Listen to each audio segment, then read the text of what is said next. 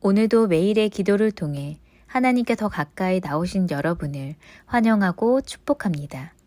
오늘도 주님과 동행하는 하루 되시기 바랍니다. 주님과 친밀한 교제를 갖는 시간 되시길 기도합니다. 오늘 하나님께서 우리에게 주신 말씀은 사무엘하 15장 30절부터 31절입니다. 두 절의 말씀이니 함께 합독하며 나가겠습니다. 함께 읽겠습니다. 시작. 다윗이 감란산 길로 올라갈 때 그의 머리를 그가 가리고 맨발로 울며 가고 그에 함께 가는 모든 백성들도 각자 자기의 머리를 가리고 울며 올라가니라. 어떤 사람이 다윗에게 아뢰되 압살롬과 함께 모반한 자들 가운데 아히도벨이 있나이다 하니 다윗이 이르되 여호와여 원하건대 아히도벨의 모략을 어리석게 하옵소서 하니라. 아멘. 오늘 우리는 고난을 통해 간절한 기도를 회복한다라는 주제로 함께 말씀을 나누려고 합니다. 그리스도인들과 세상 사람들의 차이점은 무엇일까요? 많은 차이점들이 있겠지만 그 중에 가장 큰 차이점은 바로 고난을 대하는 태도일 것입니다. 세상 사람들은 고난을 당하면 어떻게 할까요? 술 앞에 서는 것 같습니다.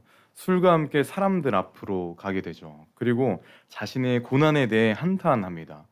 누가 더 아픈가 고통 대결을 하기도 하죠. 그리고 손엔 술잔을 들고 있으면서 건강을 위하여라고 외칠 때도 있습니다. 말이 안 되는 것입니다. 고난을 당한 것도 당한 것이지만 술로 인해 술 때문에 그 정신을 못 차리게 되는 것이죠. 하지만 그리스도인들은 고난 앞에 서게 되면 어떻게 합니까? 그리스도인들은 하나님 앞에 섭니다. 이전엔 세상 속에 발을 담그고 있다 하더라도 고난을 당하게 되면 내 힘으로 할 수 없다는 것을 인지하면 하나님 앞에 서게 되는 것이죠. 오늘 제목처럼 그리스도인들은 고난을 당하게 되면 간절하게 하나님을 붙들고 간절하게 하나님께 기도하며 나가게 되는 것입니다. 이것이 그리스도인이라면 응당하게 해야 하는 것이고 세상과 그리스도인들의 차이점인 것이죠. 그렇다면 그리스도인들은 고난 앞에 서게 되면 간절히 기도를 해야 하는데 간절한 기도는 무엇일까요? 간절한 기도는 어떤 것일까요? 고난 앞에 선다는 것은 고난 앞에 서 있다면 우리는 어떤 기도를 해야 하는 것일까요? 그것을 살펴보기 위해서 오늘 다윗의 모습을 보기 원합니다. 자, 본문으로 들어가겠습니다. 다윗은 현재 어떤 고난에 처해 있냐? 다윗이 압살롬을 왕국으로 이렇게 부르자 압살롬이 왕국에 있는 사람들의 마음을 사기 시작합니다. 외모도 아주 잘생겼다고 성경은 말하고 있고 또 억울한 사람들에게 찾아가서 내가 이 일을 도와주겠다라며 사람들의 마음을 마구 사기 시작합니다. 그렇게 4년이란 시간 동안 압살롬이 사람들의 마음을 훔치기 시작하는데 4년이나 동안 마음을 훔친 다음에 헤브론으로 떠나갑니다. 그리고 자신이 헤브론의 왕이 되었다고 이야기하며 자신을 좋아하는 사람들, 자신이 마음을 산 사람들을 헤브론으로 데려오는 과정을 갖습니다. 성경에는 200명이 압살롬에게 간다고 하는데 가족들과 사람들을 포함하게 된다면 400명에서 500명 가까운 숫자라고 생각할 수 있습니다. 이 일들이 있자 다윗의 사람들이 난리가 나기 시작합니다. 다윗에게 민심이 압살롬에게 갔습니다라고 말하죠. 다윗을 내쫓으려는 압살롬의 계략이 성공하게 된 것입니다. 그렇게 다윗이 예루살렘에서 쫓겨나가게 됩니다. 다윗은 자신의 위치, 권력, 목숨을 위협받는 상황이 처하게 된 것이죠. 다윗은 이 고난의 순간에 어떤 모습을 보였을까요? 고난의 순간에 어떤 행동을 취했을까요? 오늘 본문 30절 초반부는 그 모습을 보여줍니다. 함께 보겠습니다. 시작. 다윗이 갈란산 길로 올라갈 때에 아멘. 이 고난의 타이밍에 다윗이 고난에 처했을 때 다윗이 감란산으로 올라갔다라고 성경은 말하고 있습니다. 감란산은 해발 826m라고 합니다. 저기 뒤쪽에 있는 북한산이 836m라고 하죠. 다윗은 목숨이 위협되고 있는 고난의 순간에 저기 북한산만큼 높은 산에 오르기 시작한 것입니다. 왜 그랬을까요? 마음도 힘들고 도망 나오느냐 몸도 성하지 않았을 텐데 저 높은 산을 왜 오르기 시작하는 것일까요? 오늘 보진 않았지만 32절을 32절은 그 이유를 이렇게 말하고 있습니다. 정확한 이해를 위해서 현대인의 성경으로 보겠습니다. 함께 읽겠습니다. 다윗이 예배처에 있는 감람산 꼭대기에 이르렀을 때, 아멘. 다윗은 그 무거운 몸을 이끌며 해발 826m의 꼭대기에 올라서게 됩니다. 왜냐? 그곳에 그 꼭대기에는 예배처가 있었기 때문입니다. 다윗은 왕위에 쫓겨나는 순간에, 목숨을 위협받는 순간에, 고난 앞에 선 순간에 예배를 드리기 위해 산을 오른 것이죠. 고난 앞에 설 때 다윗은 하나님 품으로 파고든 것입니다. 이것을 통해 볼 수 있는 첫 번째 메시지이자 간절한 기도란 무엇인가라는 첫 번째 메시지는, 간절한 기도는 하나님 품으로 파고들어야 하는 것이다 라는 것입니다. 다윗은 고난 속에서 어딜 향하는 것일까요? 상식적으로 잘 이해가 되지 않습니다. 저는 이해가 되지 않죠. 몸도 맘도 상할 대로 상했을 텐데 어떻게 산 꼭대기를 오를 생각을 한 것일까요? 아마 다윗은 산을 오른다는 생각이 아니라 하나님 품으로 파고든다는 생각으로 산행을 했을 것입니다. 어린아이들이 두려움이 있을 때 아버지나 어머니 품으로 몸을 던지듯 산을 오르는 과정이 하나님 품으로 파고드는 과정일 것이죠. 이 믿음이, 또 이 과정이 우리에게도 있기를 원합니다. 고난이 없으면 좋겠지만 고난 앞에 서게 될 수 있습니다. 고난이 있든 없든 이 과정을 통해 하나님께서는 우리에게 내 품으로 파고들어라 라고 말씀을 하고 계신 것이죠. 이번 아동부 성경학교를 통해 아이들과 함께 지내면서 참 감사한 게 많았는데, 그 중에 감사한 것 중에 하나는 아이들이 저를 괴롭힌다는 것입니다. 저는 아이들이 저를 괴롭힐지언정, 저를 물러볼지언정, 저를 무서운 어른으로 보지 않기를 원합니다. 저에게 발길질을 한지언정, 발길질 진짜 하지 않았지만 제가 무서워하지 않았으면 좋겠습니다. 그렇기 때문인지 우리 선우 같은 경우는 안아달라고도 잘합니다. 제가 손에 뭘 하고 있든, 손을 뭘 들고 있든 안아달라고 갑자기 이야기를 해요. 그렇다면 제가 손에 뭐 있다고, 안 돼, 나 지금 뭐 하고 있으니까 안 돼 라고 했을까요? 다른 손으로 뭘 해도 다른 손으로 선우를 안아줍니다. 저는 이 모습에서 하나님께서도 우리에게 이런 마음이지 않을까라는 마음을 갖게 됐습니다.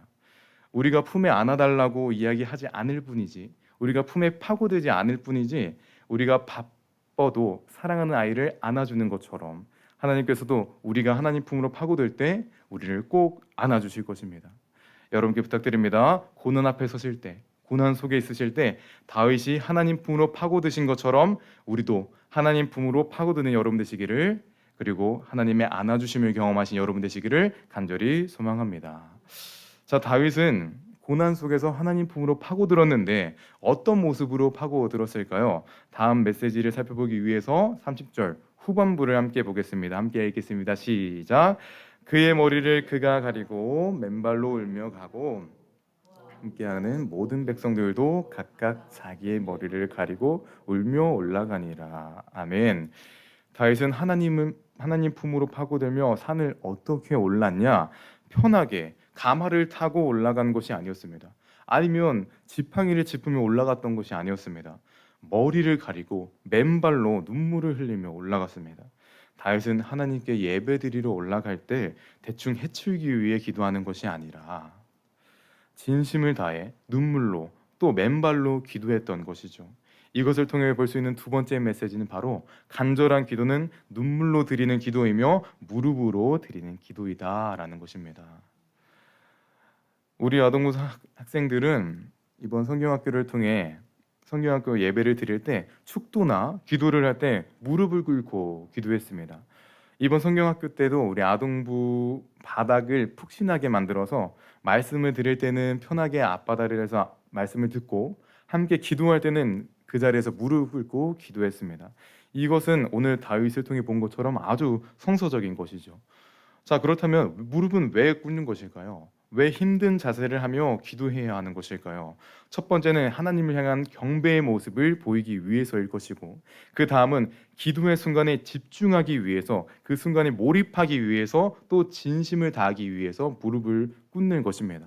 다윗도 그랬을 것입니다. 800m라는 산을 오를 때 신발 하나 없이 그 험한 산을 밟으며 올라갔습니다. 발에 돌도 박혔을 것입니다. 발에 나무도 박혔을 것이죠. 다윗은 그 과정을 통해 하나님께 자신의 죄에 대한 회개의 모습을 드린 것이며 하나님께만 집중할 수 있는 시간을 보낸 것입니다. 그 결과 눈물로 기도하는 시간을, 하나님께 온전히 집중할 수 있는 시간을 보내게 된 것입니다. 해치우는 기도를 할 때 우리는 해치우는 기도를 할 때 눈물을 흘리지 않습니다. 때우는 기도를 할 때 눈물을 흘리지 않죠. 하나님께 집중할 때, 진심을 다할 때, 그때 비로소 눈물을 들일 수 있는 것입니다. 이것이 무릎과 눈물을 들이며 기도를 해야 하는 이유인 것이죠. 여러분, 고난 앞에 있는 분이 계시다면 집중하여 기도하시는 여러분 되시기를 바랍니다.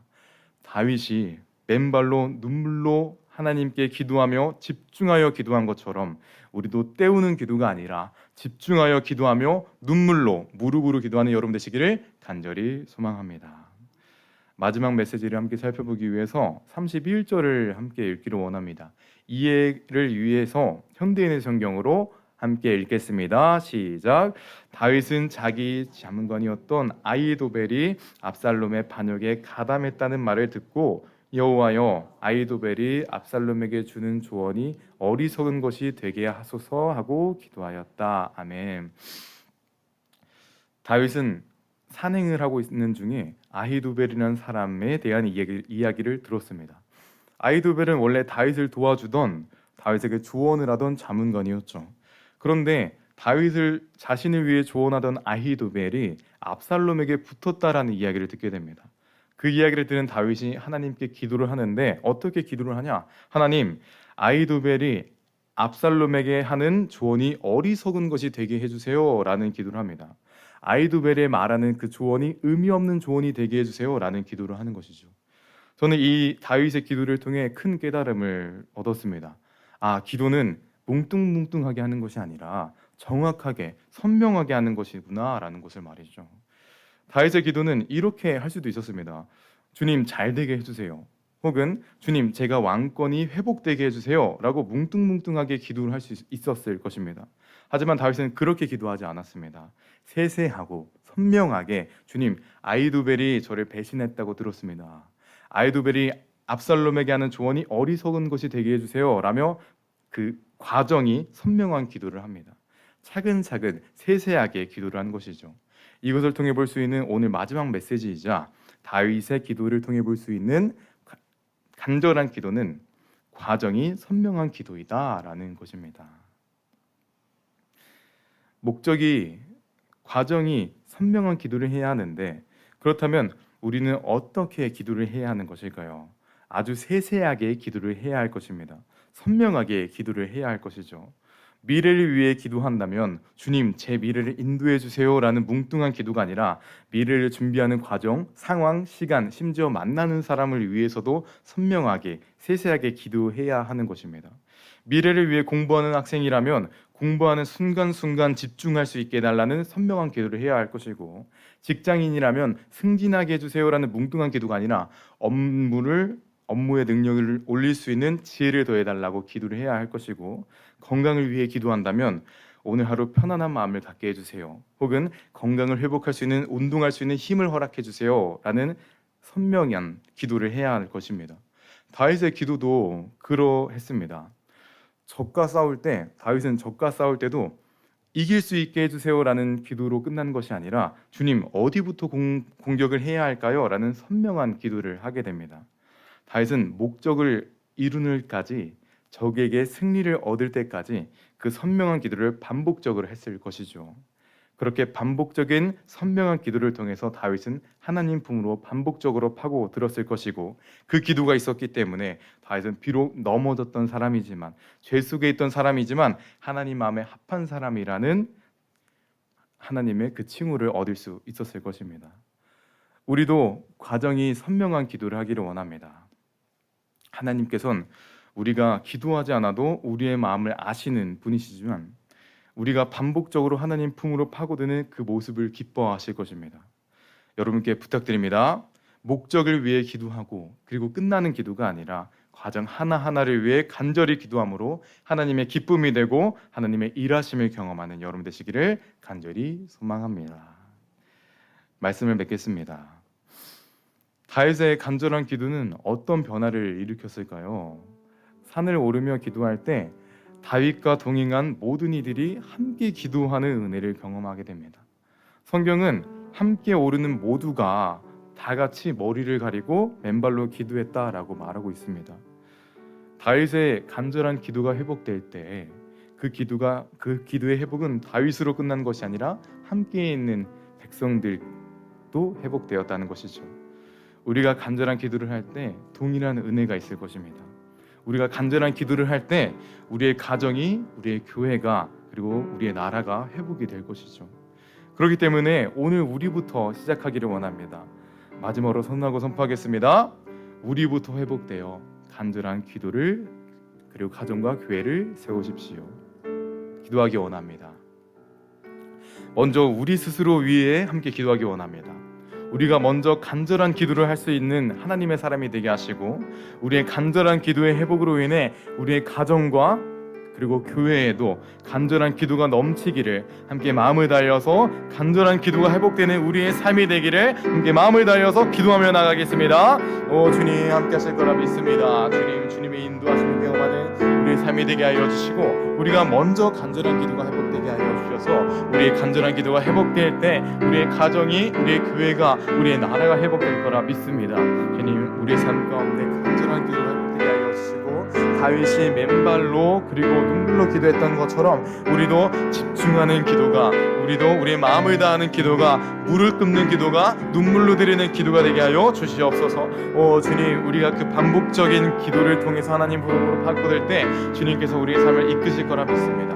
우리가 반복적으로 주님께 파고들 때 주님께서 함께 하실 거라 믿습니다. 주님 말씀하여 주시고 기름 부어 주셔서 주님의 이끄심을 경험하는 하나님의 사람 되게 하여 주시고, 주님 오늘도 주님 품으로 파고드는 이 간절한 기도를 통해서 하나님의 나라가, 그리고 하나님의 그 하늘문이 열리는 은혜를 경험할 수 있는 하나님의 사람들 되게 하여 주시옵소서. 주님 기대합니다. 계실 거라 믿습니다. 주님 사랑해 주님 감사드립니다. 오늘도 주님의 인도하심을 경험하기 위해 오늘 이 자리에 나온 하나님의 사람들 있습니다. 주님, 오늘도 기도하며 눈물 흘리며 또 무릎을 꿇며 기도하며 나아가는 하나님의 사람들이 이곳에 있습니다. 주님, 우리가 두 손 들고 무릎 꿇고 기도하는 믿음의 사람들 가운데 하늘 문이 열리는 그 은혜를 더하여 주시옵소서. 그리고 우리의 간절한 기도가 회복됨으로 우리의 가정과 교회가, 나라가 회복될 수 있는 그 은혜를 목도하게 하여 주시옵소서. 주님, 오늘도 하나님의 인도하심을 경험하는 하루를 살아갑니다. 주님, 지치지 않게 하여 주시고 낭망하지 않게 하여 주시고, 혹시 낙심하고 어려운 상황들이 우리 가운데 찾아온다면 주님 넘어지지 않게 하여 주시고, 다시 한번 주님과 함께 일어날 수 있는 하나님의 사람 되게 하여 주시옵소서. 오늘도 함께 하실 거라 믿습니다. 오늘 동행하실 예수 그리스도의 이름으로 기도드립니다. 함께 주기도문으로 예배 마치겠습니다. 하늘에 계신 우리 아버지여, 이름이 그렇게 여기며 나라의 마시며 뜻이 하늘에서 이루어집니다. 일용할 양식을 주옵시고, 우리에게 죄진 자를 사하여 주는 것 같이 우리의 죄를 사하여 주옵시고, 우리의 죄를 다만 하게 수없소서. 나라와 권세와 영광이 아버지께 영원히 있사옵나이다. 아멘. 첫 번째, 고난을 통해 간절한 기도를 회복함을 기억하며 간절히 하나님께 나아가는 삶이 되게 하소서.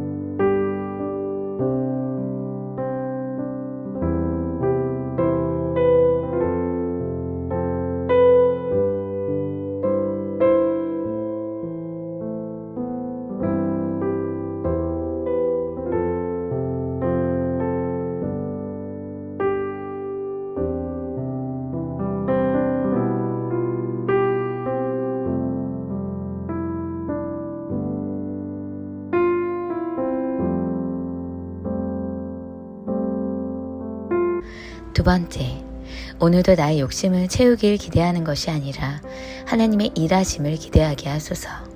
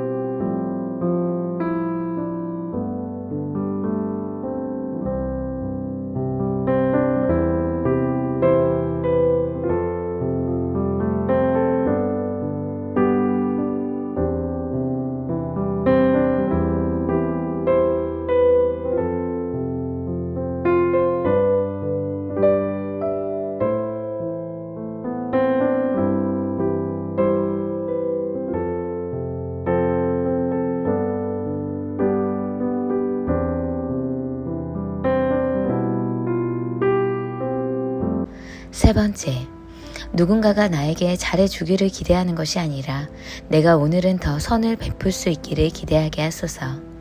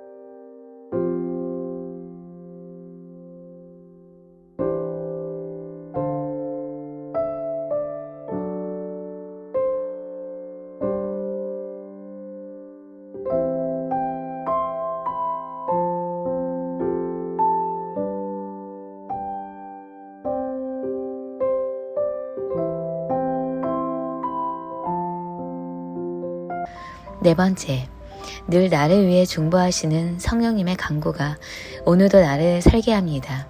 어제보다 자주 주님을 생각하게 하시고 주님과 더 가까워지게 하소서.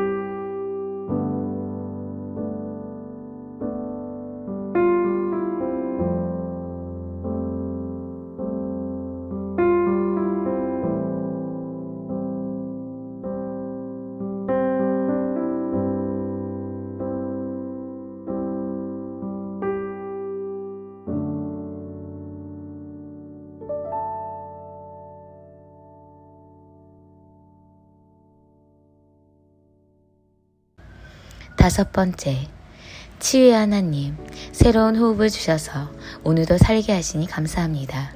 나를 지키시는 주님의 사랑으로 인해 감사와 찬양을 드리게 하소서.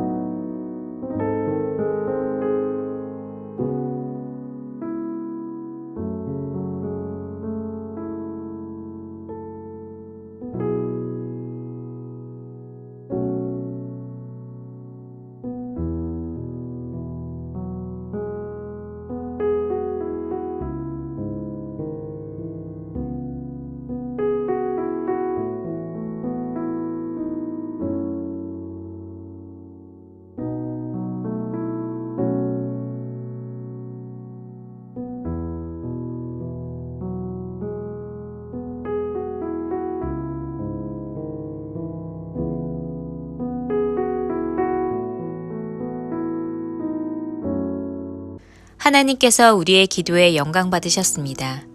이제는 우리의 삶을 통해 하나님의 영광이 되시기 바랍니다.